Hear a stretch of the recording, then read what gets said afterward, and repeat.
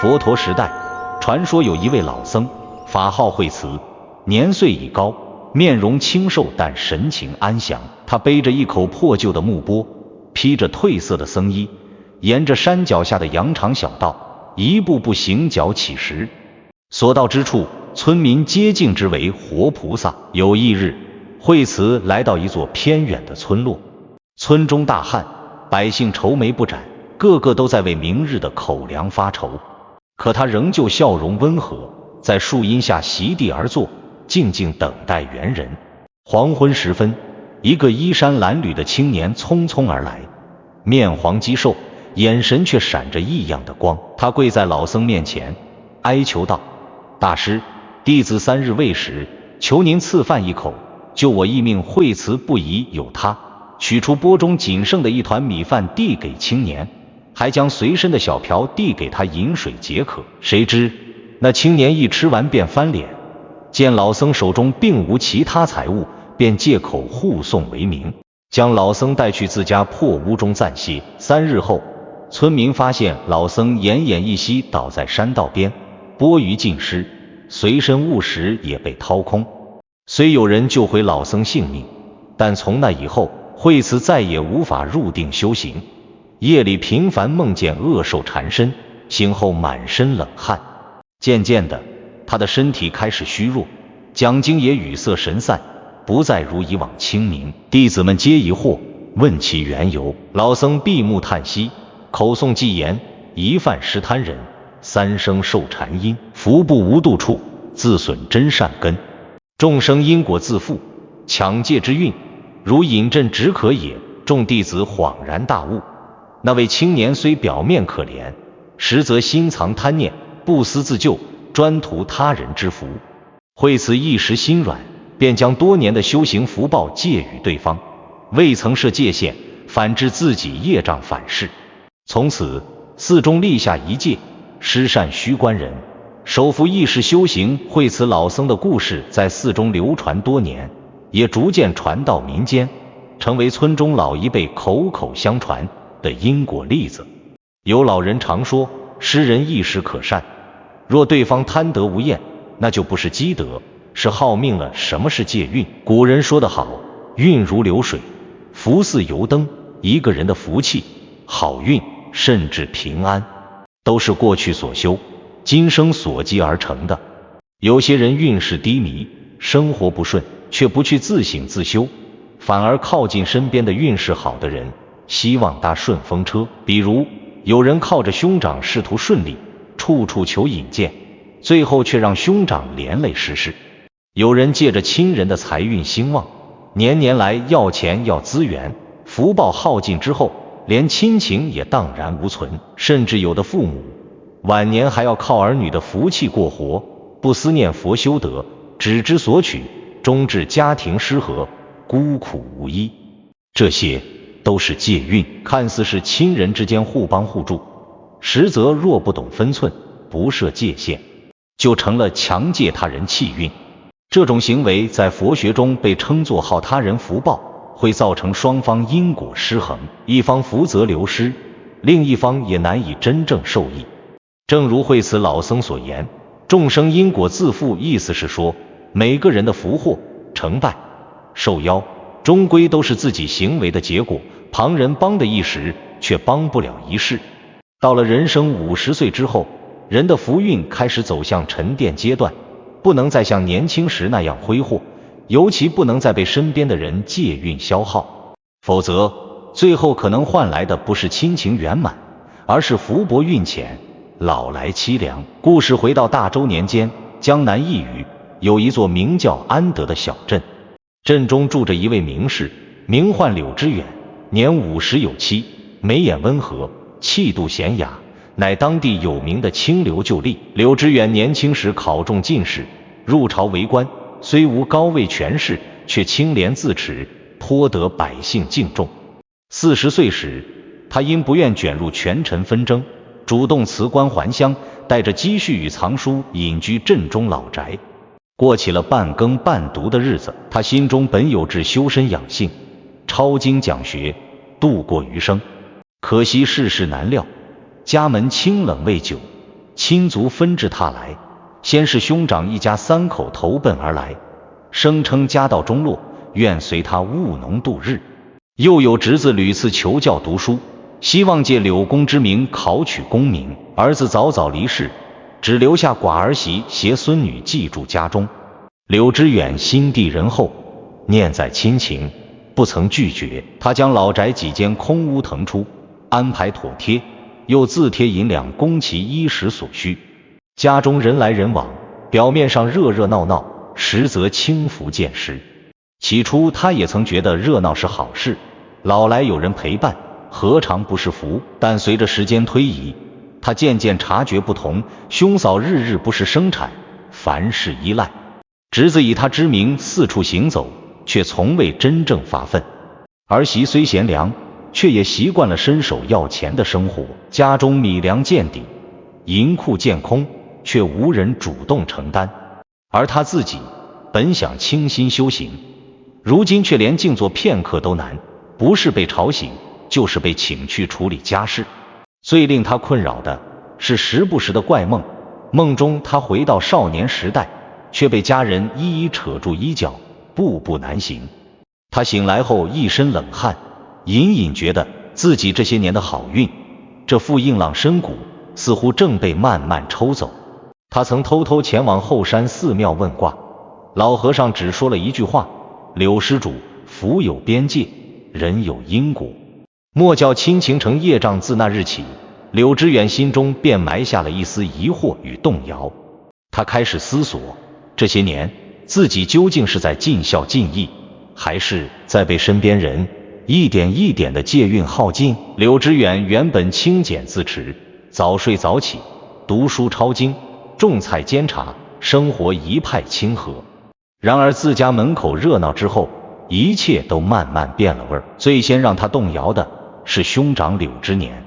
这位兄长年长5岁，年轻时贪赌好酒，一生颠沛，落得家破人散。初到柳家时，他哭得一把鼻涕一把泪，说自己走投无路，只求落脚。柳知远叹息，咱是兄弟，怎能不顾？于是他把自己的一间书房腾出，让兄长居住，又每月给他几两银子零花。起初柳知年还装模作样的帮忙烧水劈柴，不出2月就整日躺在床上喝酒打盹，口口声声我年纪大了，也不中用了。后来柳知远的侄子柳守本也来了。这孩子小时候聪明伶俐，他曾亲手教过识字，如今17、18岁，瘦高挺拔。柳知远想着能教他几句诗书，或许还能走上科举之路。哪知柳守本满口求学，却整日跟镇上的几个混子厮混，借着我叔是朝中旧吏的名号在外招摇撞骗，不但四处赊账，还多次偷拿柳知远的印信写荐书。镇上学熟的教书先生私下找上门来：柳老爷，您是不是该收一收这个侄子？而最让柳知远心中五味杂陈的是他那儿媳和小孙女。儿子早逝后，儿媳王氏便带着3岁孙女投奔而来。王氏性格温和，对他一口一个爹，事事顺从，打理家务也算勤快。可随着时间久了，他便不再自己织布洗衣，每月都来找柳知远，小满要新鞋，读书要束修。爹，您能再帮一帮吗？柳知远从不推辞，他心疼那孙女，也不想王氏受苦，只觉得多我一个人辛苦，能让他们娘俩好好活着也值了。可渐渐的，他的积蓄不够用了，他得卖掉藏书，退掉仆人，甚至典当了老宅西屋，才换来一笔银两。身边人却没有一个人觉得这是问题。兄长说：你这屋子闲着也是闲着。侄子说：哪有做长辈的不帮小辈一把？儿媳说的委婉些：爹，您行善积德，将来必有好报。可哪有什么好报？他越来越疲惫，饭也吃不下，夜也睡不好。屋后那几株梅树不知为何一夜间就枯了半边，连隔壁的张寡妇都说刘老爷最近脸色都发灰，不大对劲。那一日，柳知远站在祠堂前，望着家中香火袅袅，忽然心中一震，自己这一世尽心尽力守护亲人，可这些人是真的把他当亲人吗？还是只把他当成了一口还没枯的井，一直在汲水，却没人管井底还有没有水？他记起老和尚说的那句话：福有边界，人有因果。那晚，柳知远一夜未眠。入秋后，安德镇连着几日乌云压顶，雨水未下，空气却像被闷锅照着一般，沉沉的透不过气。柳知远整个人也像被这天气压住了魂魄，常常倚在窗前发呆半日，一页书也读不进去。那几日，他身上总有些说不出的异样。早晨起身时，头昏脑胀，走几步便气喘，眼皮总是沉得厉害，仿佛有无数双看不见的手拉着他往下坠。他请来大夫诊脉，诊不出什么病，只说是年纪大了，心火太盛。可他心里清楚，不是年纪，也不是心火。他感觉自己仿佛变得空了，像一个被抽干了气的壶，虽还立着，但已发出干涩的嗡响。最奇的是梦境，接连几夜，他都梦见自己行走在山林小道上，身后是一群模糊的人影，有的拉他袖子，有的拽他发髻，还有人抱着他双腿不放。他越走越沉，越走越累，直至跌入一个黑漆漆的深井。梦中他挣扎着仰头，一道光照下，只见一位老僧披袈裟立于井口，眉目分明，正是那年在后山寺中指点过他的老和尚。老僧看着他，语气悲悯却坚决：柳施主，你此生福报已尽消尽，再不止损，恐伤身伤心伤神。他在梦中惊醒，满头冷汗，心跳如泪。那天清晨，他下意识走到后园，只见那株陪伴他20年的青梅树，枝枯叶落，树干上竟裂出一条长缝，像是一张挣扎呐喊的嘴。他怔站了半天，忽然有种强烈的预感，自己的福气真的快耗完了。而世俗的征兆也悄然浮现，兄长染病在床，不医不药，却每日嚷着命苦，要柳知远请郎中备药材。侄子在镇外闹出丑闻，被人追债，吓得逃回家中。儿媳王氏一边说爹您别操心，一边悄悄让柳知远去典当了那方祖传的玉佩，只为凑银两给孙女买书。最伤心的一次，是他无意中听见兄长在屋后与人低语，说道：这老弟倒还剩点底子，撑几年咱们就能翻身，到时候再另谋出路也不迟。柳知远站在墙角，听的那句老弟还剩点底子，心头如被利刃刺穿。他忽然意识到，自己在他们眼里早已不是亲人，只是一个还能备用的人。那夜，他再度梦见那口黑井，这次他站在井边，而不是井底。老僧坐在一株老槐树下，温声说：施主可知，一盏灯若日日被人借光，终有熄灭之时。你心中虽善，但善不设戒，变成了无名。梦醒之后，他起身披衣，静静地坐在书桌前，写下了8个字：元神不助命，今后莫借运。他知道是时候做出决定了。3日后，天中下了雨，细雨潺潺如丝，洗净了柳家院前的尘土，却洗不去柳知远心头的沉重。他撑着一把旧油纸伞，踏上通往后山寺的青石小径，步履缓慢而坚定。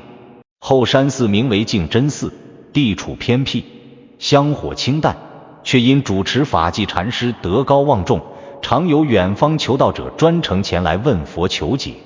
柳知远抵达时，天光微暗，山门之外无人。他轻叩禅门，片刻之后，一位小沙弥引他入殿。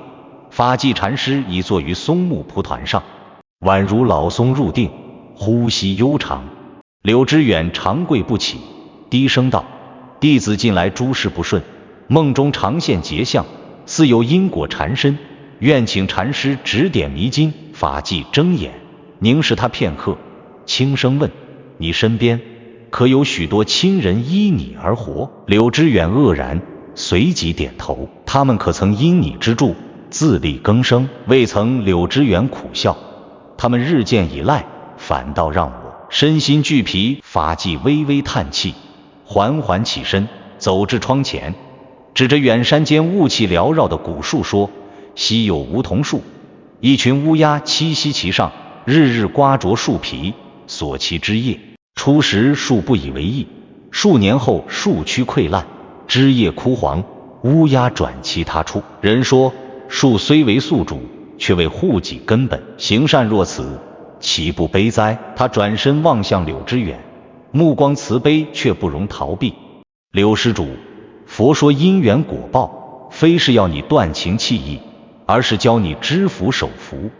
你所行之善，若无节制，无智慧，不斥为溺水之人拽舟同沉，你想救他们，却让他们沉溺不知惧。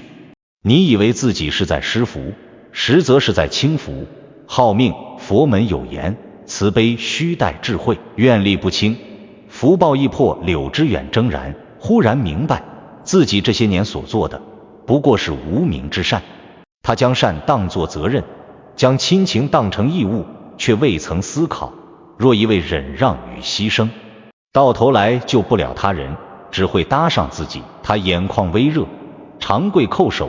弟子明白了，不是不帮，而是要设限；不是弃亲，而是要护己福。法纪微笑，递出一卷经文，此为维摩诘所说经节录，讲在俗中修，在尘中悟。你读读，或能更深体会。那夜，柳之远在寺中小住一宿，山中雨声滴滴答答，他坐在禅房窗前，一笔一画抄经，心如止水。天明时，他望着东方初升的曦光，轻声喃喃：善之为善，当有界限；情之为情，不可成结。从净真寺归来那日，柳之远的步伐比往常更慢了些，但眼神却前所未有的清明。他没有立即对任何人说什么，而是做了一件所有人都未曾预料的事。他将那块典当出去的祖传玉佩赎了回来，挂回祠堂中供台前。他遣散了留守本请来的家仆，关了后宅的偏院。他拿出账簿，开始细数家中银两粮食的流向，一笔一笔的记，眼神平静，却令人无法插口。第二日清晨，他在厅中挂起一块新匾，四字龙飞凤舞，写着各安本命，兄长柳之年。一见，心头便是一惊：老弟，你是何意？柳之远缓缓起身，面色温和，却不容置疑。从今日起，兄嫂若真要在此久住，须自耕自食。我那块西头荒地，你们可开垦；若不愿，也可另寻出路。家中开销，我不再一力承担。兄嫂脸色瞬变，柳之年冷笑道：你是嫌我们碍眼了？你当年若不是我供你读书，哪有今日名声？柳之远并不动怒，只是看着他：兄长，当年你供我2年，我记一生；但我供你10年，供你儿子3年，咱们是否也该算清？话说的不重，却重如山岳，压得柳之年一时语塞。接着，柳之远又请儿媳王氏入厅，温言说道：王氏，这几年你辛苦，我知你带着小满不易，但我年岁已高，福缘有限，今后你若想为小满打算，不妨学点针线活，或寻个蜀管帮教，我愿扶你一程，但不会在无底供养。王氏闻言落泪，起初委屈得很，甚至带着小满一度回了娘家。柳之远没有阻拦，只送了一封书信，道：宁愿你学会撑伞，也不愿你一生等雨停，盼你母女安稳，不靠旁人。至于留守本，他在听说自己不能再借名办事，不能再拿钱读书后，悻悻然离开了柳家。临走时冷嘲热讽：叔啊，您这是修佛修傻了，亲情都不要了。柳之远只是叹息：不是我不要，是你们只知拿不知还。我再不收手，迟早连自己都保不住接下来的日子。柳之远将屋后空地辟为菜园，自种自食。他恢复晨钟暮鼓般的读书习字，每月初1、15到净真寺抄经，还时常请乡中孤苦老人来喝茶听讲。有村人偷偷问他：刘老爷，怎么不见家人陪您了？他淡淡一笑：他们自有他们的福，我守好我的就足以。是人常说忍让是福，可他终于明白，真正的福是看清界限，不再盲目成全，是真正放下那种只要我好，所有人就能好的执念。柳知远涉县断情后的日子，初看清冷，实则愈发安稳。起初，镇上人都看热闹，有人说他铁石心肠，把一屋子亲人都赶走，也有人私下佩服他真有勇气，敢做不仁之举。但柳知远听得一笑置之，不喜不怒，只照常种菜、读经、煎茶、晒书。他每日清晨起来挑水喂鸡，午后散步于后园，晚上点灯抄经，身体竟慢慢恢复了旧日的轻快。原本常犯的头晕胸闷也不药而愈。最明显的是梦境也变了，不再有黑景，不再有拉扯的轻影，取而代之的是清澈湖水，夜空繁星。他梦见自己乘一叶扁舟，在雾气中缓缓前行，舟上空空如也，唯独那盏灯光芒温暖，不灭不息。村中人见他神采见佳，也渐渐转了口风。刘老爷到底不愧是读书人，心境就是高。听说他那块地收成不错，连野兔都来吃菜。我前日去他家听他讲心经，竟觉得心静了好几日，而曾离去的亲人们也开始经历各自的命运起落。兄长柳之年在外吃了不少苦头，最终病倒在一户旧友门下。那旧友虽不富裕，却愿供他饭食3餐，只说你弟那样的人，可遇不可求，侄子留守本。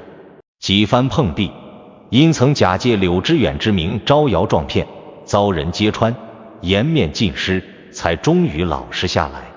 在山外做了一名书吏，偶尔寄来一封信，说我如今虽清贫，但每日踏实，才知书之教诲非空言而儿媳王氏。在娘家住了几月后，终也醒悟。他开始自学女工，做些针线活贴补生活，并托人送来一封信：爹，您所言句句如灯，我过去只求依赖，却未曾思过您承受多少。如今我知，女人自立，方能教女自强。小满念您，日日写字爹字千遍，柳知远读罢，无悲无喜，只在信纸背后添了一句：娘慈，女贤，此服不假外求。晚秋时，他带着自制的梅花糕、烟梅、净水茶去镇上布施3日，许多老者和穷苦人前来领取，他也不言施恩。直到皆因缘聚会最后一日，一位曾因他讲经而皈依佛门的青年送来一件礼物，一只木雕的小佛灯，灯芯微亮，底座刻着6字真言。柳知远拈香端坐，望着那灯，忽而心中生出从未有过的平静。他低声念道：福若明灯，不可任人持走；心若蒲团，自有风来相远。那一刻，他知道真正的转运不是外界风水变了，也不是哪位高人点化，而是他终于学会了守住自己，便是最大的福报。时光荏苒，冬雪初降，柳知远披着旧袍，独坐在庭中，煮着一壶老梅茶，眼前是雪落青石，风声悠悠。他轻轻翻着那本被翻了无数遍的经书，眉间无忧，眼底安然。门外有孩童路过，探头喊道：刘老爷，您今儿讲佛法不？他笑着摇头：今日不讲了，佛理藏在雪里，你们自己看。此时的柳知远虽无儿孙绕膝，无金银满仓，却心不外求，福自内生。旁人眼里清冷寂寞，他却知这是守住自己的极致安稳。许多年前，他也曾以为亲情就是要不问代价的施予，关系就是要竭尽全力的成全。可他后来才明白，真正深远的善，不是牺牲自己来成全他人，而是让彼此都走在属于自己的路上，各自担得起命，也配得起福。借运不可怕，可怕的是自己不设底线，被一点点掏空。亲情不可舍，可怕的是它成了勒索，变了质的牵绊。佛门言因果由心，福禄自养到了50岁之后，人的命格已成，福报渐显。此时最要紧的不是再去拼命给予，而是看清谁值得，设下谁不该越的界限，知何处应施，何处应止，守住心灯，不为谁熄灭。也许有些亲人并不坏，只是他们习惯了你有，所以我拿。也许有些帮助并不慈悲，而是纵容。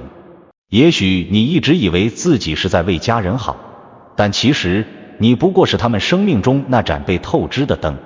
所以，亲爱的读者，若你已步入中年，若你渐觉疲惫，请记得，50岁以后最重要的修行，不是在广施恩德，而是守好自己的福缘。守得住福，方能走得久；守得住自己，晚年才不会凄凉。如果你喜欢佛学内容，记得点赞和订阅，不错过每一次深刻的分享和启发。